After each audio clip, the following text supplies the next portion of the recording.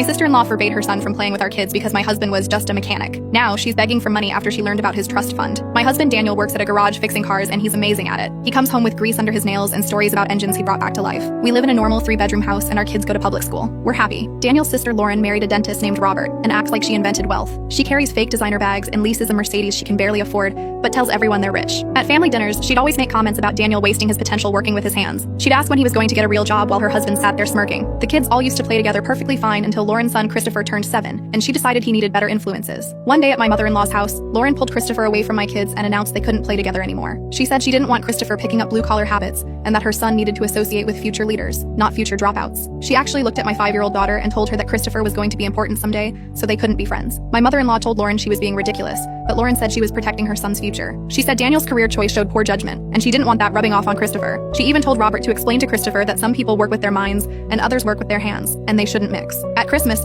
Lauren made Christopher open presents in a different room so he wouldn't have to share space with my kids. At Easter, she brought separate organic snacks for Christopher because she didn't want him eating what my kids were having. She started telling family members that Daniel probably had a criminal record since mechanics often did, and that's why he couldn't get a better job. She said I must be embarrassed being married to someone who came home dirty every day. The thing Lauren didn't know was that Daniel's grandfather owned a chain of luxury dealerships across 3 states. Daniel was set to inherit everything but chose to work as a mechanic because he actually loved cars. His trust fund alone could buy Lauren's house 10 times over, but Daniel never touched it because he wanted to earn his own way. We lived simply because we wanted our kids to understand hard work, not because we had to. His grandfather respected Daniel's choice and loved that someone in the family actually understood cars instead of just selling them. The will was very specific that Daniel would inherit everything when his grandfather passed, not a penny to Lauren because grandfather saw right through her social climbing. Last month, grandfather passed away. Daniel inherited 8 dealerships, commercial properties, and enough money to never work again. We didn't change anything about our life except Daniel bought the garage where he worked to keep it running for his coworkers. Lauren found out about the inheritance when the lawyer contacted her to sign papers, acknowledging she understood she wasn't getting anything. She called immediately screaming about how unfair it was and demanding Daniel share the money. She actually said Christopher deserved it more because he was being raised with higher standards. When Daniel said no, she showed up at our house with Christopher to beg. She told Christopher to ask his uncle for money for college and pushed him toward Daniel. Daniel just looked at Christopher and said he'd pay for any college he wanted,